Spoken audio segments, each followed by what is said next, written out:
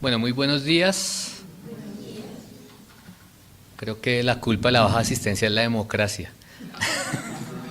No, está muy bien que se cumpla con nuestra responsabilidad con nuestro país, con el lugar donde el Señor nos puso a cada uno de nosotros. Nos alegra que estén votando, aunque los extrañamos y los extrañaremos. Vamos a estar esta mañana en Romanos 15, vamos a estar del versículo 14 en adelante. Romanos 15, ya vamos acabando la enseñanza de esta carta y pensándolo un poco es triste que la mayoría de ustedes no estuvieron desde el comienzo y yo diría casi que nadie estuvo desde que comenzamos este estudio, porque el estudio de Romanos es un privilegio y es algo en lo que uno se deleita, como con cualquier pasaje de las Escrituras. Entonces quiero pedirles que me acompañen en una oración para que el Señor me permita ser fiel y para que nuestros corazones sean enseñables y no haya ningún obstáculo a la enseñanza. Bendito Dios, Padre de nuestro Señor Jesucristo, te pedimos que tu Espíritu Santo, que también es Dios, actúe en medio nuestro esta mañana. Primero, para que se haya fidelidad en mis labios, que se haya un alineamiento a la revelación, que no haya desviación de lo que tú quieres revelar a tu pueblo, y que nuestros corazones estén dispuestos, quita pecado, orgullo o cualquier otro obstáculo que pueda haber en nuestras vidas. Necesitamos ser transformados, necesitamos ser santificados. Y la herramienta que tú dejaste por la que obra el Espíritu Santo es por la exposición pública y también el estudio privado, la meditación de las Escrituras. Es lo que te clamamos esta mañana en el nombre del Señor Jesús. Amén.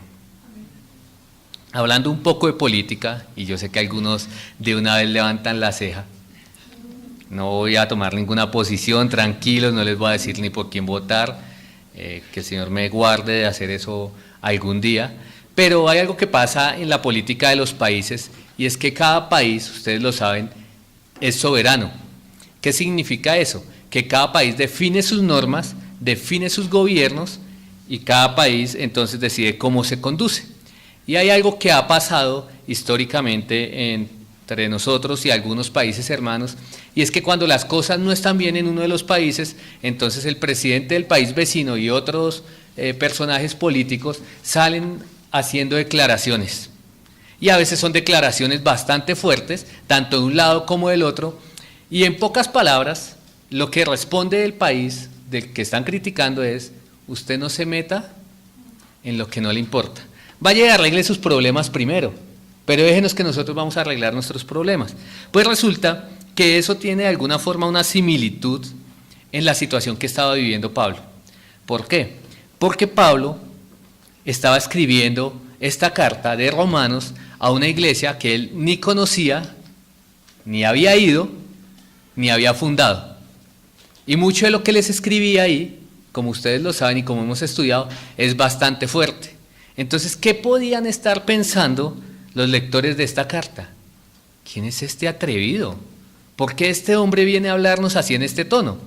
Entonces, por eso, este sermón nos va a permitir ver de aquí en adelante, no solamente este sermón, sino en lo que queda de Romanos, que todavía nos queda un capítulo y otros versos más, nos va a permitir ver por qué Pablo utiliza ese tono un poco atrevido. Pablo está presentando esa defensa. Entonces vamos a proceder a la lectura de la palabra para que vean de lo que les estoy hablando.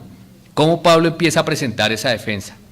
Dice el versículo 14 en adelante: pero estoy seguro de vosotros, hermanos míos, de que vosotros mismos estáis llenos de bondad, llenos de todo conocimiento, de tal manera que podéis amonestaros los unos a los otros.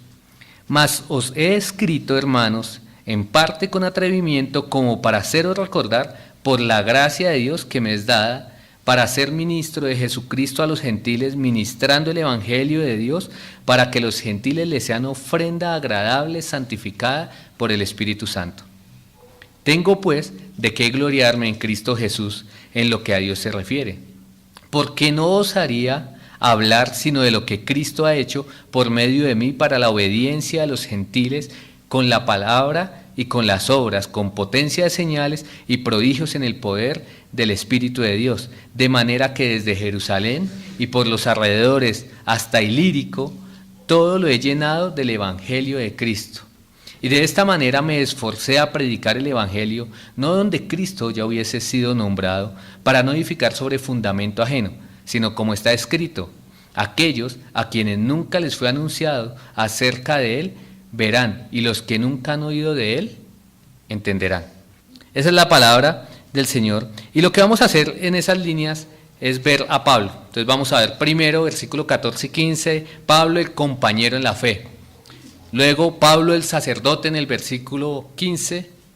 Luego Pablo el predicador 17 al 19. Y en el 20 y 21 Pablo el pionero. Pablo el pionero. Pablo, luego de completar su tratado fundamental de doctrina, ahora hace una defensa de su ministerio, en especial, como les mencionaba hace un momento, del atrevimiento con que escribió esta carta a una iglesia que él no había fundado, una iglesia que ni siquiera había visitado todavía, con excepción de unos pocos individuos, de unas pocas personas a quienes él había conocido en otros lugares. Él no conocía a los cristianos que estaban allí en esta iglesia en Roma. Sin embargo, se dirige a ellos en los primeros 15 capítulos con afecto, pero al mismo tiempo con firmeza, como si fuesen amigos cercanos. Él les confronta con denuedo, él les confronta en muchas cuestiones cruciales, como la relación entre los creyentes fuertes y débiles que habló capítulo 14 y capítulo 15. Luego de exponer esa sección doctrinal y la parte más práctica, entonces Pablo ahora abre su corazón. Y hasta aquí Pablo ha hablado con mucho ímpetu, y él no quiere poner en riesgo su relación personal con estos creyentes en Roma, creyentes que él desea visitar, dando la impresión tal vez de ser como muy presuntuoso, como ser muy falto de amor. Entonces él escribe llenas de afecto, llenas de sinceridad, líneas llenas de humildad y de prudencia, y es lo que nosotros encontramos acá. En la parte final, en lo que nos resta de esta carta, entonces Pablo cubre primero algunos comentarios sobre su ministerio, que es lo que vamos a estar hoy, versículos 14 al 21. Él cubre algo de sus planes hacia el futuro, cómo desea visitar nuevamente, o visitar Roma, nuevamente tiene deseos, más bien, versículos 22 al 33. Da unos saludos personales y saludos de otros hermanos en la fe, en el 16, la mayoría del capítulo, del 1 al 24, y al final una bendición, versículos 26 y 27 del capítulo 16. Ahora, debemos evitar un error, y es pensar que en lo que hay aquí, en Romanos 15, del 14 en adelante hasta el final, es solamente una conclusión, que es algo así como una postdata, que es algo así como un apéndice, porque nos arriesgaríamos a perder mucho. No podemos pensar que es como las últimas líneas donde simplemente Pablo está diciendo, bueno, saludos al hermano tal, saludos a la hermana tal, y los amo mucho, y gracia y paz. Es como que pasemos rápido esas hojas y bueno, ahora ¿cuál libro vamos a estudiar? Estaríamos perdiendo, pasar por alto y subestimar la importancia de esos versos, significaría perder parte importante de la aplicación de la justificación por fe. Deberíamos nosotros recordar que la persona que compuso esta carta, el autor humano, que es Pablo, había experimentado y seguía experimentando los efectos de dicha doctrina. Él mismo había sido transformado por el evangelio que él estaba predicando, del que él no se avergüenza. Entonces podemos preguntarnos, ¿qué tipo de persona resultó de esta doctrina? De esta carta que es doctrinal, yo diría, como ninguna otra, y se expande en la profundidad del evangelio de presentarnos a Jesucristo. ¿Qué tipo de persona resultó de la revelación de Romanos 1, desde el 1 hasta el 15-13? Eso es lo que vamos a ver nosotros acá.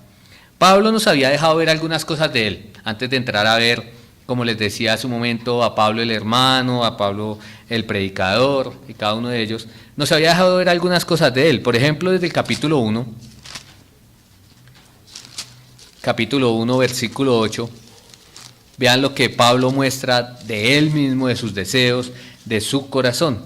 Dice, en primer lugar, doy gracias a mi Dios por medio de Jesucristo por todos vosotros, porque por todo el mundo se habla de vuestra fe, pues Dios, a quien sirvo en mi espíritu, en la predicación del Evangelio de su Hijo, me es testigo de cómo sin cesar hago mención de vosotros siempre en mis oraciones, implorando que ahora, al fin, por la voluntad de Dios, logre ir a vosotros, porque anhelo veros para implantaros algún don espiritual a fin de que seáis confirmados, es decir, para que cuando esté entre vosotros, nos confortemos mutuamente, cada uno por la fe del otro, tanto la vuestra como la mía. Y no quiero que ignoréis, hermanos, con qué frecuencia he hecho planes para ir a visitarlos, y hasta ahora me he visto impedido, a fin de obtener algún fruto también entre vosotros, así como entre los demás gentiles. Ahí vemos entonces nosotros el corazón de Pablo, es algo de lo poco que Pablo habla acerca de él en esta misma carta, un corazón que quería ir a visitar a los hermanos allí en Roma, que hacía memoria de ellos en las oraciones, y que además desde ya había escuchado del fruto de buen testimonio de estos hermanos en Roma. En el capítulo 7 también Pablo nos permite ver algo del mismo, de su propia experiencia. Ustedes recordarán, Pablo está hablando allí del pecado, está hablando de la libertad cristiana, y él se permite por un momento hablar del pecado, de la ley y de su propia experiencia. Miren desde el versículo 7. ¿Qué diremos entonces? ¿Es pecado la ley?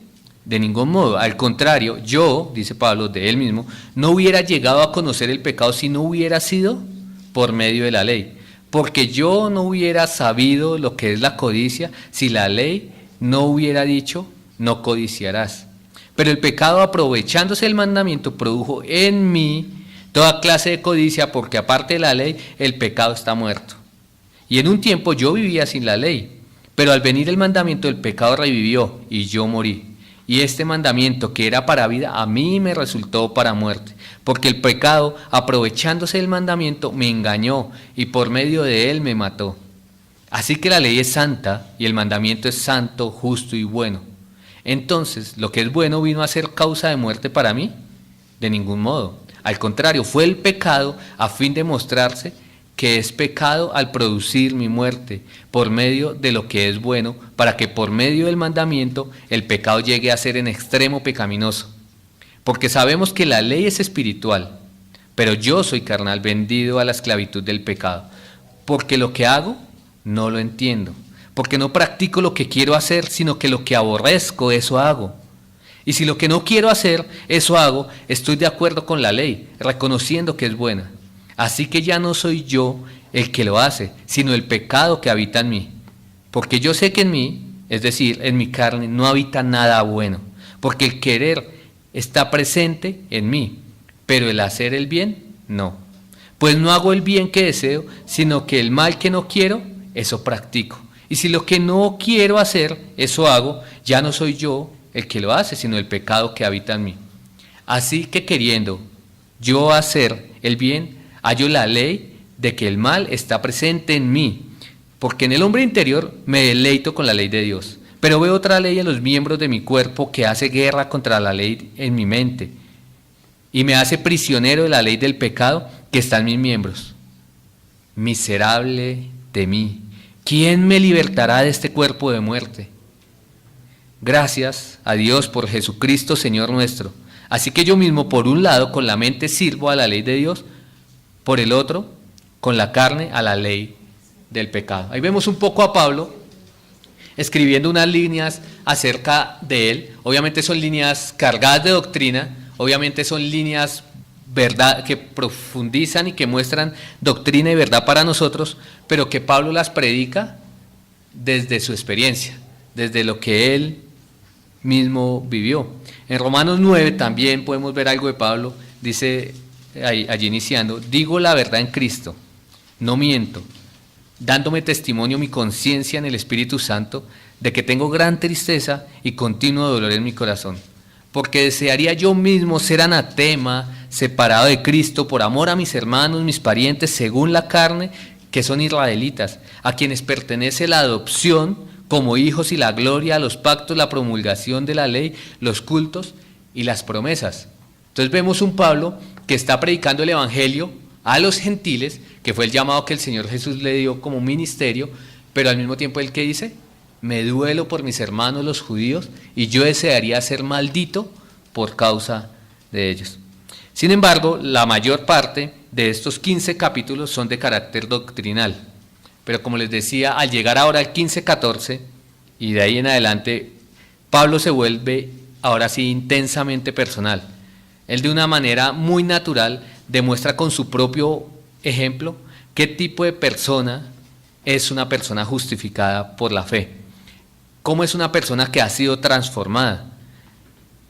Podemos ver nosotros aún desde estos versículos que acabamos de leer, una persona con tacto, una persona con modestia, con prudencia, con humildad, con preocupación por los sentimientos ajenos, y ese es Pablo. Lo que Pablo escribe, en cierta forma, es una reafirmación de lo que él ya había escrito en la primera parte de la carta, que lo acabamos de leer. También hay algunas diferencias, porque al comienzo de la carta, en 1.13, él no había hecho más que decir que hasta ahora le había sido imposible ir a visitar a sus amigos romanos. Ahora en esta sección vamos a ver por qué él da cuál es la respuesta parcial que él da a la razón por quien no había podido ir. Además, en esta última sección también él es mucho más explícito que antes en cuanto a revelar sus planes de viaje. Entonces, hermanos, procedamos a ver un poco cómo es esa persona justificada por la fe. Y vamos a ver primero aquí, volviendo a nuestro texto, en el capítulo 15 y en el versículo 14 y 15, a ese compañero en la fe. Pablo, el compañero en la fe. Dice, pero estoy seguro de vosotros, hermanos míos, de que vosotros mismos estáis llenos de bondad, llenos de todo conocimiento, de tal manera que podéis amonestaros los unos a los otros. Mas os he escrito, hermanos, en parte con atrevimiento, como para haceros recordar por la gracia de Dios que me es dada. La autoridad para escribir esta carta, obviamente, no venía de Pablo mismo, venía del Señor Jesucristo.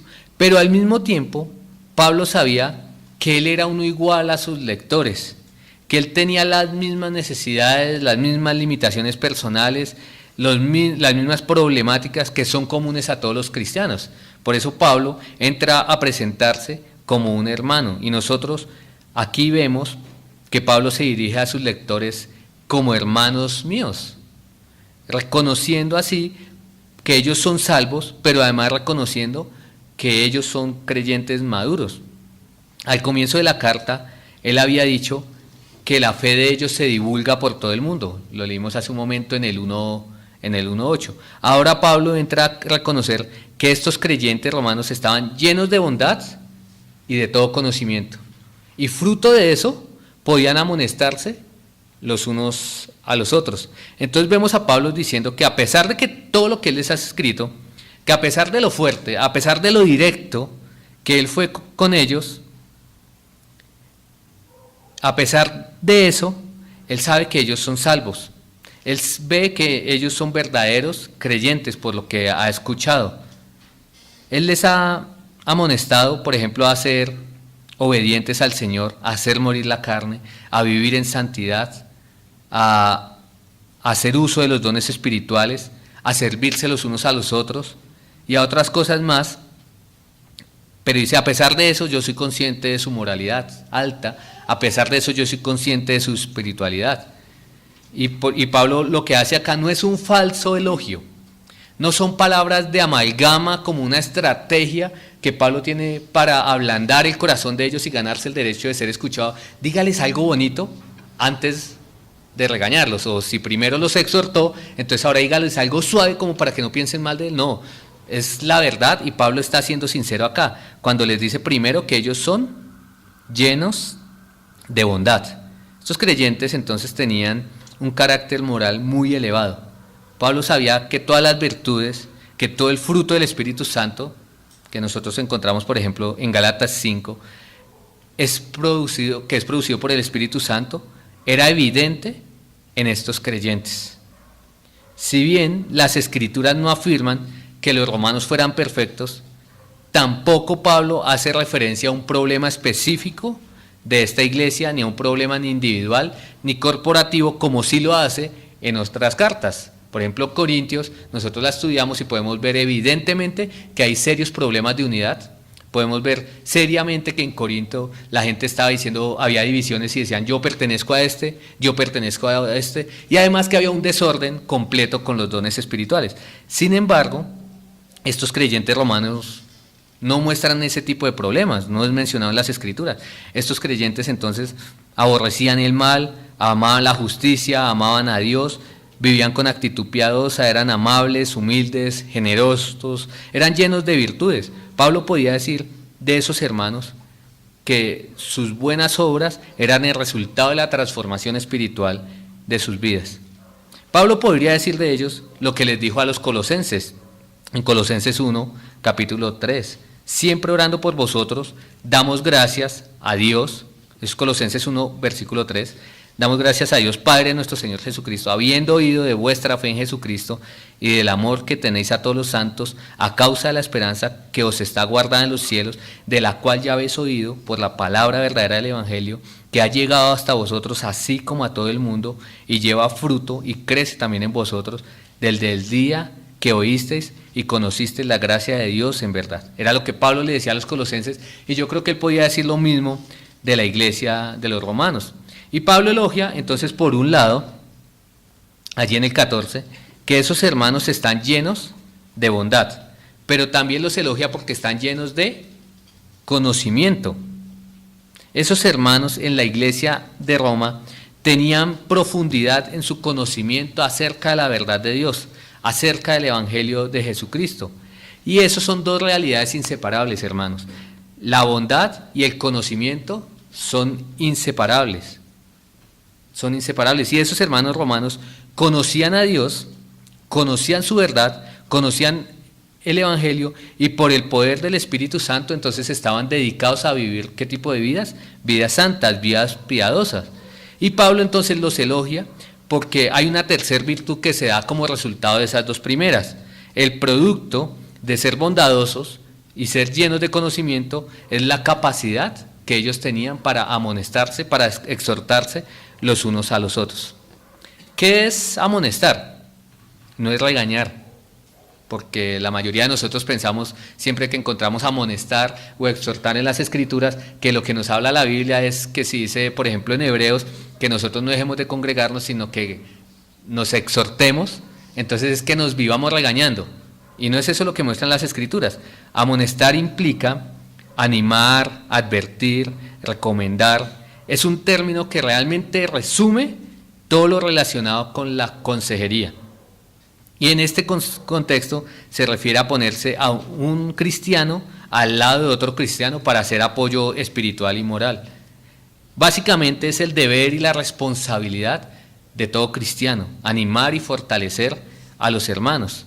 ¿Y por qué podían hacerlo ellos? ¿Por qué tenían la capacidad? No porque hubieran hecho un curso en una universidad, no porque fueran eruditos en consejería, sino porque ellos eran, ¿cómo? Bondadosos y llenos de conocimiento. Hoy en día, sin embargo, nosotros vemos en las iglesias que mucha gente está convencida que la consejería es algo que solamente pueden hacer psicólogos seculares. Entonces como que, uy, no, hermano, hasta acá podemos ayudarlo, pero de aquí en adelante le vamos a aconsejar que busque ayuda profesional. Pablo les está diciendo a los romanos que gracias a ese conocimiento de las doctrinas, de las Escrituras, a su bondad, ellos estaban en la capacidad y lo estaban haciendo, se estaban aconsejando mutuamente. Es claro y es evidente que en las iglesias hay personas que se capacitan, hay personas que son dotadas con una habilidad especial para aconsejar, pero eso no es algo exclusivo para algunos hermanos, sino que es algo que debe hacer todo cristiano. Y todo cristiano que esté creciendo en madurez tiene la capacidad de aconsejar, de dar consejo a otro cristiano. Similar a lo que Pablo amonestó, volviendo otra vez a los cristianos de Colosas, en Colosenses 3:16, que la palabra de Cristo abunde o habite en abundancia en ustedes con toda sabiduría. ¿Y qué era lo que hacían ellos entonces? Enseñándose y amonestándose unos a otros con salmos, himnos, canciones espirituales, cantando a Dios con acción de gracias en sus corazones. Es parte de la llenura del Espíritu Santo poder aconsejar a otros. Cuando la palabra de Dios gobierna nuestros corazones, su Espíritu Santo nos hace ricos en sabiduría y nos prepara con el propósito de amonestarnos los unos a los otros, de aconsejarnos, de enseñarnos, de ayudarnos a andar por el camino recto, como dicen también las Escrituras. ¿Cuál es el lugar donde los cristianos deben ser aconsejados? Donde deben aconsejar. Es la iglesia, no es un consultorio, es la iglesia, no es donde un médico especialista. Claro, hago una claridad acá, hay ciertas disciplinas de la medicina que son necesarias para el trato físico del cerebro, pero las necesidades espirituales, y no hay otro tipo, el ser humano solamente necesita ayuda en esos dos tipos, en ayuda de tipo físico y ayuda de tipo espiritual, y las ayudas de tipo espiritual deben ser en medio de la iglesia. No estoy hablando de que deben ser en un edificio que se conoce como iglesia, sino que deben ser en medio de la comunión entre hermanos, en medio de las relaciones que hay entre hermanos. Entonces Pablo está diciendo que esos creyentes los está elogiando, que ellos les hace ese triple elogio. Primero son ¿qué? Bondadosos, son llenos también, o llenos de bondad, no solamente bondadosos, sino muy bondadosos, muy llenos de conocimiento de las Escrituras, y por eso mostraban su madurez ayudándose mutuamente. Después de esas breves palabras, de esos elogios, entonces ahora sí Pablo procede a hacer la defensa de lo que parece ser un atrevimiento, o al menos su atrevimiento en la forma en que escribe esta carta, porque así podía ser considerado por algunos como abusivo, presuntuoso. Y su defensa nace diciendo allí: mas les he escrito, hermanos, en parte con atrevimiento, como para hacerles recordar por la gracia que me es dada. Pablo era un valiente. Pablo era alguien que tenía denuedo, que tenía firmeza en la forma como él escribía y en la forma como él predicaba. En Damasco, en Jerusalén, en la sinagoga de Éfeso, por ejemplo, él se mantuvo 3 meses discutiendo y persuadiendo allí a las personas acerca del reino de Dios.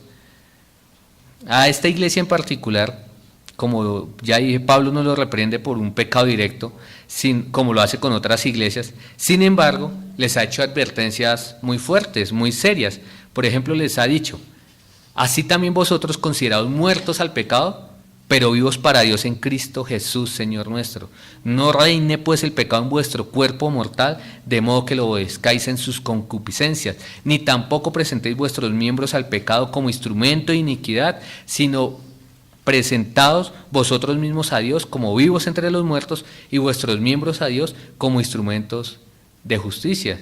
O también les dijo, también les recordó: mas vosotros no vivís según la carne, sino según el Espíritu. Si es que el Espíritu de Dios mora en vosotros, y si alguno no tiene el Espíritu de Dios, no es de él. O sea, les ha dicho cosas que tienen peso y que son cosas bastante fuertes, pero son precisas.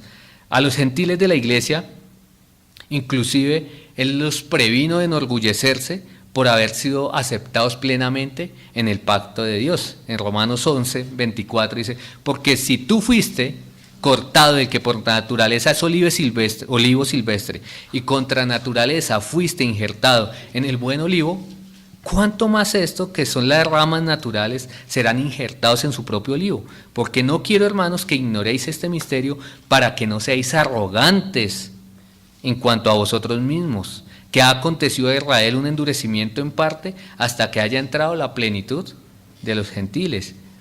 Pablo advirtió también a los creyentes, a cada uno de los creyentes en la iglesia, que no debían tener más alto concepto de ellos mismos.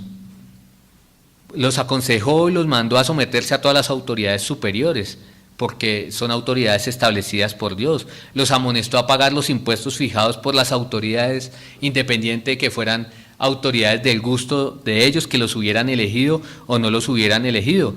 Les mandó a tener el respeto correspondiente por cada tipo de persona. El punto es que cada uno de sus mandatos, que son muchos, fueron dados en un mismo espíritu, en un espíritu de amor.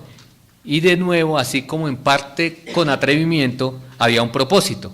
¿Y cuál era el propósito que Pablo tenía allí? Y es hacerles recordar. No era que él les estuviera enseñando cosas que nadie hubiera enseñado, no era que él estaba diciendo, yo les estoy enseñando algo que los pastores de esta iglesia, los que fundaron esta iglesia, no les han enseñado, sino que él les estaba recordando verdades que ellas ya conocían.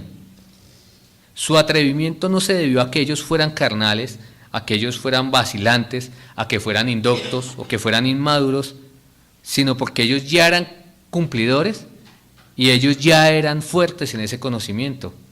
Es similar a lo que Pedro en su segunda carta aseguró a los lectores, cuando les dice que él siempre estaba dispuesto y preparado para recordarles las verdades importantes del Evangelio que ellos ya conocían. Si me acompañan allí, segunda de Pedro 1, versículo 12, dice Pedro: por esto yo no dejaré de recordarles siempre estas cosas, aunque vosotros las sepáis y estéis confirmados en la verdad presente. Es lo mismo, Pablo estaba aquí hablando con autoridad apostólica y por eso termina diciendo que les está recordando todas estas cosas, en parte con atrevimiento, pero por la gracia de Dios que le fue dada. Cuando Pablo escribió a los romanos, lo que estaba hablando aquí, sus propias creencias, o no era su propia sabiduría, no era lo que él mismo creía, o lo que él creía que era conveniente. Lo que él estaba diciendo era lo que el Señor Jesús le instruyó a decir. Como bien comenzó diciendo esta carta, él fue siervo del Señor Jesucristo, llamado a ser apóstol, apartado para el Evangelio. Entonces lo que Pablo estaba diciendo que era recordando el Evangelio que Jesucristo le había dado. Y hay algo, una aplicación que nosotros vemos acá. Primero, es cierto que Pablo no fue impecable, que no fue inmaculado, pero Pablo es una persona de admirar, en quien nosotros vemos el testimonio del Evangelio. Y sin embargo, Pablo, cuando les habla, no les habla con un ímpetu de superioridad. ¿Cómo les habla? Hermanos, hermanos. Y eso muestra la igualdad de todos los creyentes. La igualdad, en posición absolutamente todos estamos igual. Y eso es importante verlo aquí. Y también hay otra implicación que nosotros vemos allí, y es la necesidad de recordar las mismas verdades. Es la necesidad de recordar las mismas verdades. A medida que vamos pasando por las escrituras hablan de muchos temas, pero muchas veces van a ser repetitivas. Y cuando nosotros practicamos la predicación expositiva, que es enseñar los libros en su contexto y en la forma que fueron escritos, pues vamos a encontrar una variedad de temas, pero también vamos a encontrar que se repite una y otra vez. Podemos encontrar que Colosenses y Efesios tienen temas muy parecidos, unas verdades apuntando un poco como hacia la iglesia, las otras hacia la cabeza de la iglesia, que es Cristo, pero las mismas verdades. Y yo siempre pienso alrededor de esto, y es cuál es nuestra actitud cuando nos son enseñadas las mismas verdades.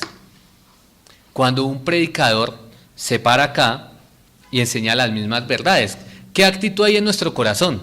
¿Orgullo o decir, por ejemplo, esta mañana estábamos en la escuela y ¿de qué hablamos? Del amor, otra vez el amor de Dios. Otra vez lo mismo. Y luego el miércoles no habían hablado del amor de Dios. Dirán los que fueron el miércoles, porque el miércoles hablamos del amor de Dios. Pero es porque Dios quiere ser repetitivo, y es la función de los líderes y de los maestros bíblicos prevenir a su congregación acerca de los peligros que pueden tener, aunque tal vez en este momento no los estén experimentando. Entonces los romanos aquí estaban mostrando madurez, estaban mostrando su conocimiento, su bondad, se exhortaban, o sea, estaban viviendo en santidad. Sin embargo, Pablo los está previniendo y les habla fuerte porque era necesario prevenirlos. Entonces ahí nosotros vemos a Pablo, el hermano amoroso que se preocupa por sus hermanos, valga la redundancia. Ahora, versículo 16, vamos a ver a Pablo, el sacerdote, volviendo a Romanos 15, dice: Estaba hablando por la gracia de Dios que me es dada, dice, para ser ministro de Jesucristo a los gentiles, ministrando el evangelio de Dios, para que los gentiles sean ofrenda agradable a Dios, santificada por el Espíritu Santo. Muy importante recordar que el llamado de Pablo, hecho por el Señor Jesucristo, le daba autoridad sobre estos creyentes romanos. Y es que el propósito de su ministerio, Pablo fue llamado a ser apóstol a los gentiles, llamado por Cristo precisamente a los gentiles. Y eso le daba autoridad para escribir a los romanos de la manera fuerte, de la manera atrevida que él lo hacía. Así lo indicó Pablo al escribir su primer llamamiento en Hechos 9:15, Romanos 15, porque a él se le entregó la responsabilidad especial respecto a los gentiles. Ir a la iglesia de Roma era una iglesia predominantemente gentil. Esto también es importante. Muchas de las exhortaciones que nosotros encontramos en esta carta van dirigidas a los gentiles, porque la iglesia de Roma era predominantemente gentil. Y por lo tanto, entonces Pablo y la iglesia de Roma se encuentra dentro del alcance de la autoridad apostólica de Pablo. Sin embargo, aquí Pablo no hace directamente uso de su apostolado, sino que él se presenta como un ministro, él se presenta como un servidor de Cristo. Al comienzo de la carta, claro, dice Pablo, apóstol de Jesucristo, o Pablo, siervo de Jesucristo, pero acá la palabra que utiliza en este verso dice para ser ministro de Jesucristo, para ser un servidor de Cristo Jesús. Y en la parte final de este versículo lo que hace es usar un lenguaje sacrificial en referencia a su ministerio, como si él fuera un sacerdote. En el nuevo pacto nosotros sabemos que Jesucristo es nuestro perfecto y eterno sacerdote, que ya no existe ninguna institución humana, terrenal y de sacerdocio como sucedió en el antiguo pacto. Sabemos que solamente hay un Dios y un mediador entre Dios y los hombres, Jesucristo hombre, como lo dice también Pablo en 1 Timoteo 2:5. Sin embargo, todos los creyentes somos sacerdotes. Dice Pedro que como piedras vivas, estando siendo edificados como casa espiritual y sacerdocio santo para ofrecer sacrificios espirituales aceptables a Dios por medio de Jesucristo. Más adelante también en 2 de Pedro, también dice que somos real sacerdocio, nación santa, pueblo adquirido por Dios para que anunciemos las virtudes de aquel que nos llamó de las tinieblas a la luz admirable. Entonces la iglesia entera somos un sacerdote de creyentes. Pablo se mantuvo ministrando el evangelio de Dios como un sacerdote, en sentido figurado, con el fin de que su ofrenda de los gentiles creyentes presentados por él a Dios fuesen ofrenda agradable y aceptable, santificada por el Espíritu Santo. En el cumplimiento de su ministerio, la ofrenda suprema de Pablo a Dios era una gran multitud de gentiles. Ese era el sacrificio que Pablo el sacerdote estaba presentando. Personas gentiles que por virtud del Espíritu Santo habían sido salvos, habían sido santificados y aceptados para tener comunión con Dios.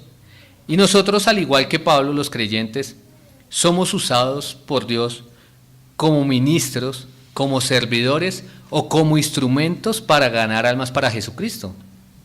De esa manera nosotros cumplimos el ministerio. Si nosotros hemos sido justificados y hemos visto el efecto transformador del evangelio de Dios en nuestras vidas, entonces nosotros somos ministros de Jesucristo, llamados a presentar una ofrenda. ¿Qué ofrenda?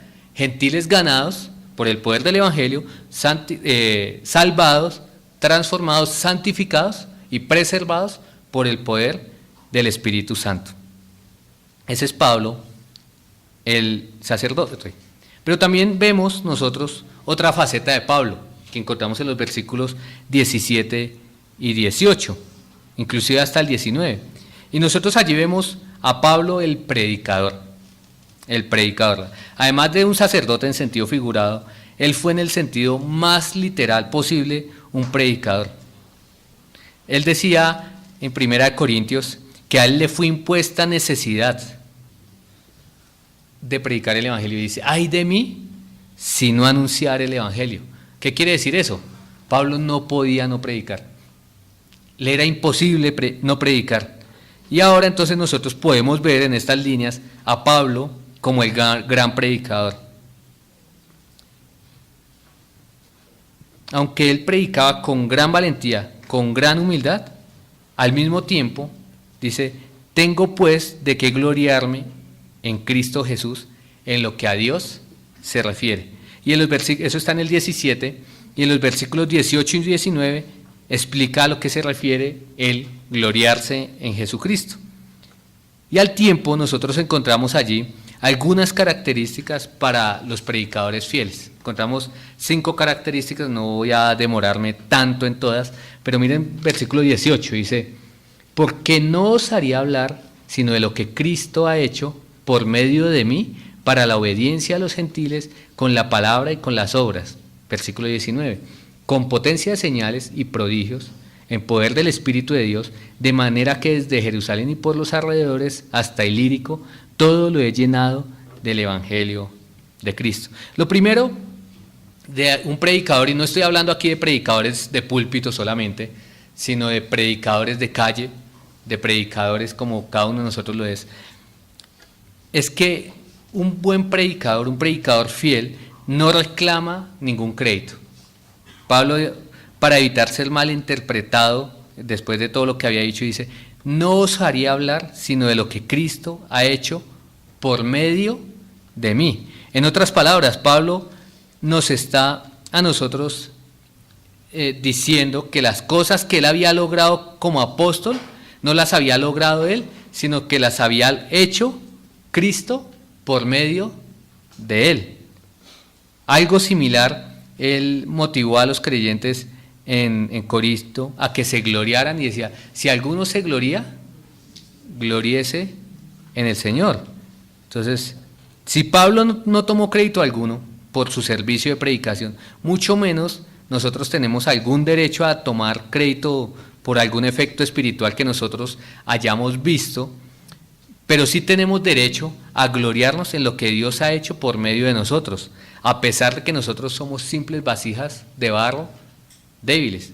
Es diferente gloriarse en Jesucristo y gloriarse en lo que Dios hace por medio nuestro, que gloriarse en lo que uno hace. Y Pablo se estaba gloriando en Jesucristo. Pablo fue usado más que cualquiera de los otros apóstoles. Por ejemplo, Dios lo usó para revelar la mayor parte del Nuevo Testamento. Una gran parte del libro de los Hechos, de la historia de la iglesia primitiva, se enfoca en el Evangelio de Pablo. Pablo es un ejemplo para nosotros.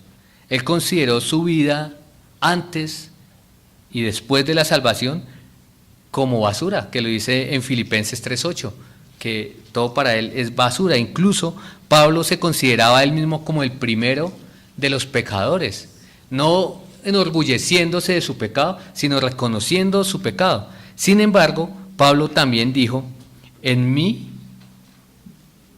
no hay nada de qué gloriarme, sino en mis debilidades.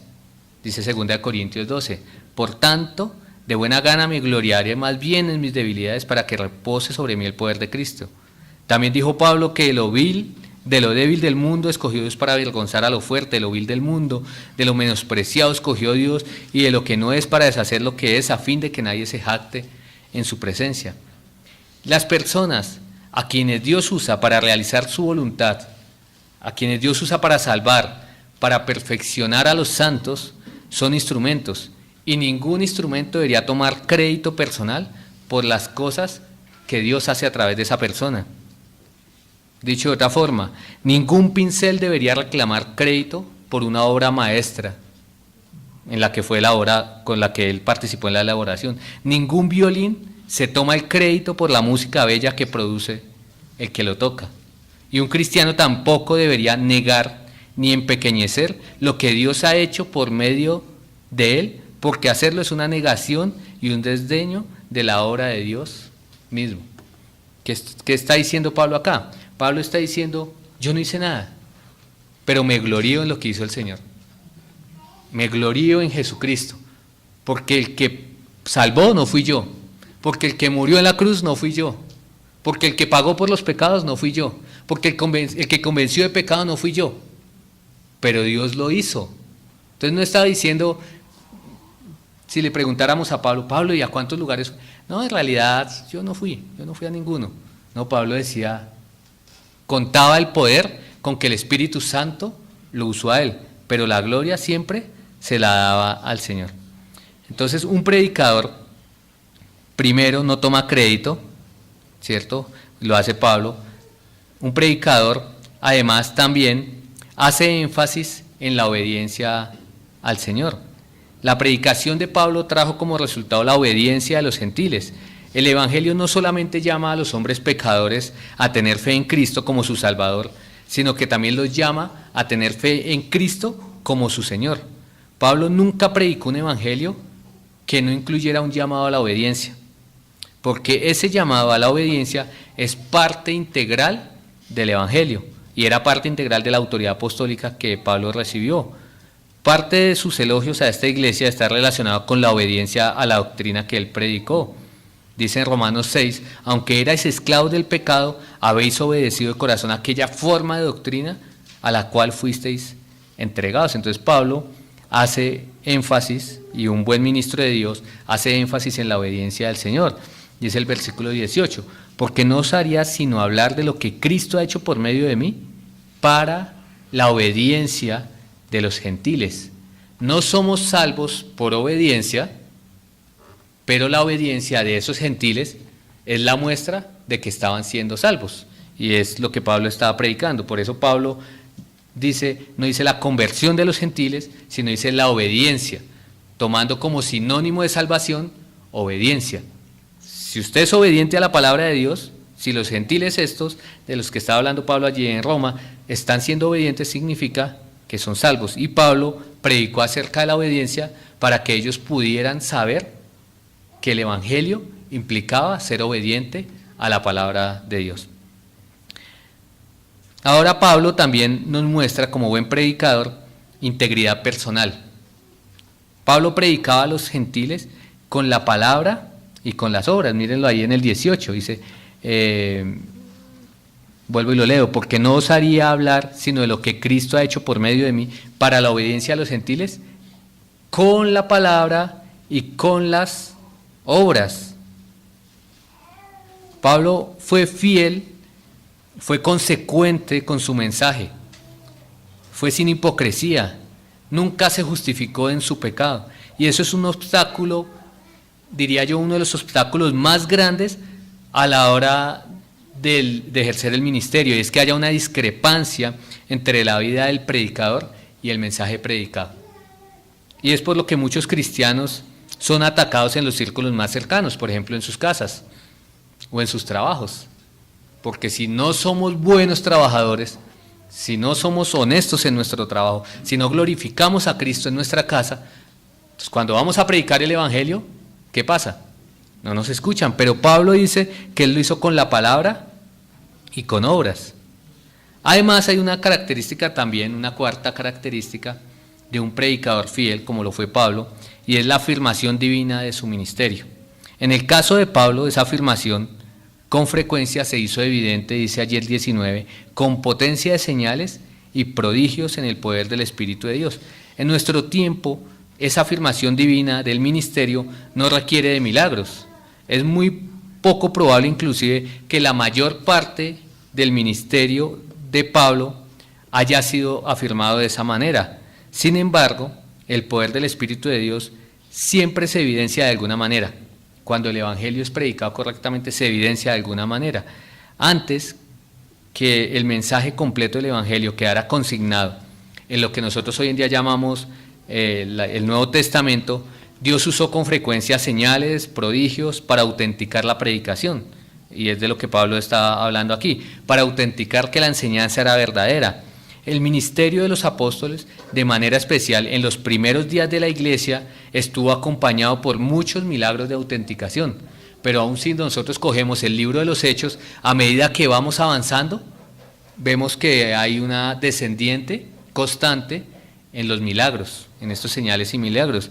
Pablo a los Corintios les recordó que las señales de apóstol han sido hechos entre vosotros con toda paciencia por señales, prodigios y milagros. Tanto en el tiempo de los apóstoles como en el tiempo nuestro, la señal más evidente no son esos prodigios y los milagros.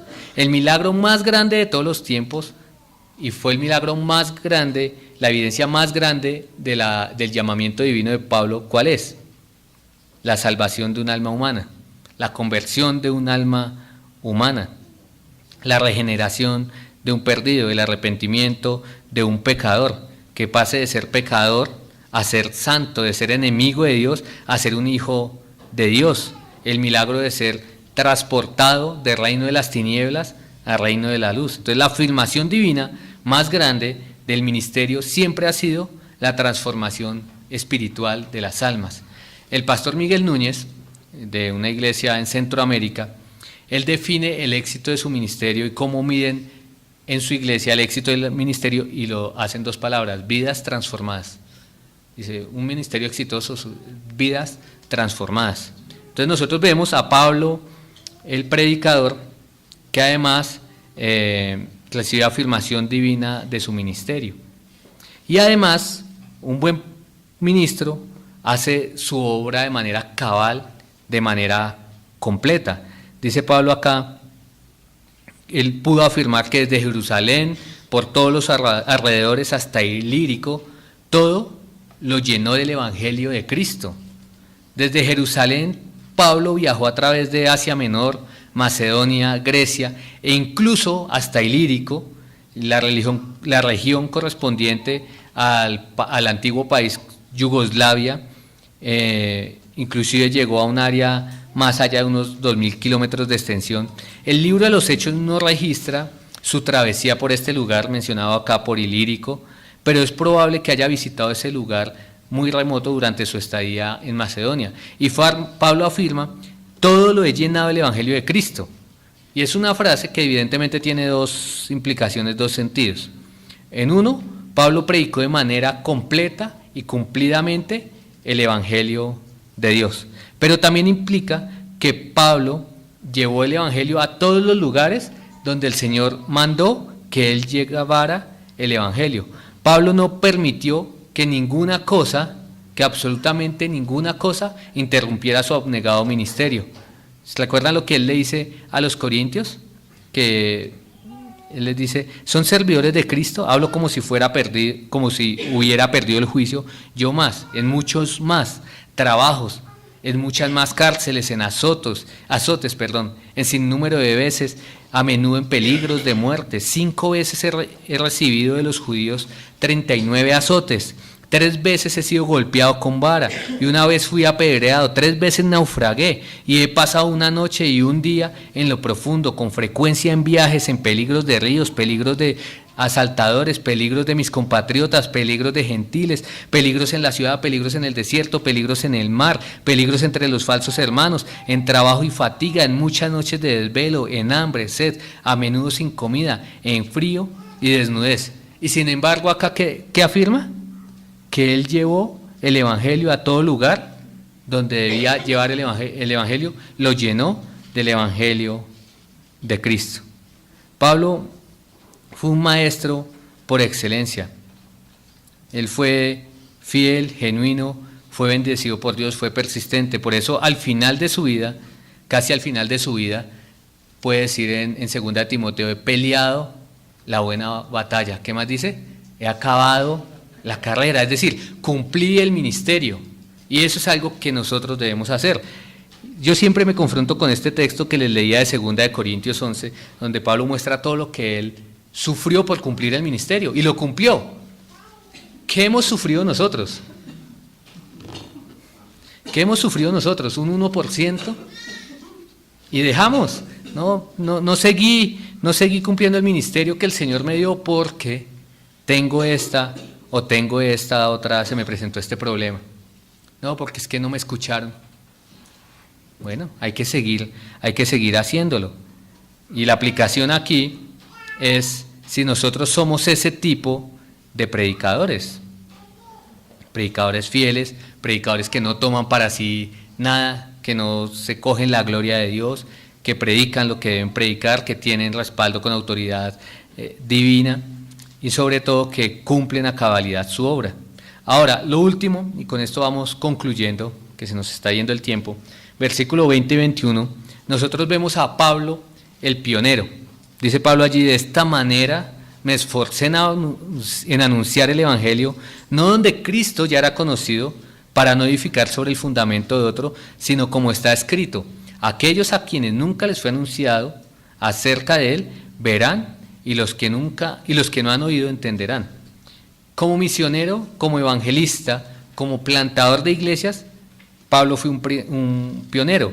Él predicó el Evangelio en lugares donde nunca nadie había ministrado, en lugares donde Cristo no había sido ni siquiera nombrado. Examinando los registros del Nuevo Testamento, Pablo ministró en más áreas que no habían sido evangelizadas que cualquier otro predicador o que cualquier otro de los apóstoles. Más que cualquier otro, él alcanzó a los no alcanzados, porque su llamado fue ese, y además su deseo, a edificar no sobre fundamento ajeno. Ahora, sobre este texto, no es que estuviera mal edificar sobre fundamento de otro ministro, porque ese proceso es parte del plan de Dios para establecer y para mantener su iglesia. A la iglesia de Corinto, Pablo les escribió: yo sembré, Apolo regó, pero el crecimiento lo ha dado Dios. Unos evangelizan, traen personas a la iglesia, ¿y qué hacen otros? Los edifican por medio de la predicación. Pero en este caso específico, Pablo fue llamado, y era su deseo, ese fue su plan, llevar el evangelio donde Cristo no había sido nombrado. Ese fue su plan particular. Y Pablo muestra esto de su llamamiento con una cita de Isaías 52:15. Como está escrito: aquellos a quienes nunca les fue anunciado acerca de él verán, y los que nunca han oído de él entenderán. El contexto de esa cita de Isaías indica que su referencia primaria es a la segunda venida de Cristo, pero en su aplicación más amplia se refiere al proceso del evangelismo que empieza en los días de Pablo y continúa a lo largo de la historia de la iglesia hasta su cumplimiento definitivo. Ahora, por todas partes, aún hay personas a las que nunca les fue anunciado el evangelio acerca de Cristo. Hay personas que nunca han oído de Cristo. Pueden encontrarse en todos los países, en todos los pueblos, en todas las comunidades. Hay personas inclusive a las que no les ha sido anunciado el verdadero evangelio de Cristo y están más cerca de lo que nosotros creemos. Los encontramos en los colegios, en las universidades, en las empresas. Dios llama a todos los creyentes a ser evangelistas. Dios llama a todos los creyentes a ser testigos, y ese debería ser el deseo y la oración de todos los creyentes, es los incrédulos, que ellos reciban iluminación espiritual para ver a Cristo como su única esperanza de salvación. Y eso es lo que también nosotros podemos ver de Pablo acá. Pablo el pionero, él se dedicó a predicar, podríamos decir, afuera de la iglesia. Predicar dentro de la iglesia es fácil, y lo digo yo que tengo el privilegio de predicar. Y es fácil no porque no tenga complicaciones, sino porque comparado a predicar afuera nos van a rechazar. Acá es fácil que todos digamos amén. Acá el único problema es que el predicador se aburre y se duerma a la audiencia. Pero afuera nos pueden cortar relaciones. Tal vez no nos van a perseguir hasta el punto de matarnos en este país. En otros países lo hacen. Pero nosotros vemos a un Pablo pionero llevando el evangelio a lugares donde nadie lo había llevado. Y tal vez nosotros no seamos llamados a ser misioneros, a ir a otros lugares, pero sí somos llamados a ser misioneros en el lugar donde el Señor nos está poniendo. Entonces nosotros vemos este Pablo transformado, vemos a un Pablo que habla primero como un hermano, ¿cierto? Que se pone en el mismo lugar, en el mismo rol de ellos, como un compañero en la fe se pone Pablo, es fruto del evangelismo. Nosotros vemos a un Pablo como sacerdote que quiere presentar a personas, en el caso del gentiles, y también creo en el caso nuestro, gentiles santificados por el poder del Espíritu Santo. Vemos a Pablo un fiel predicador y vemos a Pablo un pionero que llevaba el Evangelio donde otros no lo han llevado. Y creo yo, a mí me estimula, sin decir que Pablo fue santo, sin decir que Pablo fue perfecto, sabiendo que él cometió pecado, a mí me estimula ver a este hombre que fue transformado por el Evangelio, porque creo que de la misma manera nosotros debemos ser transformados por ese Evangelio.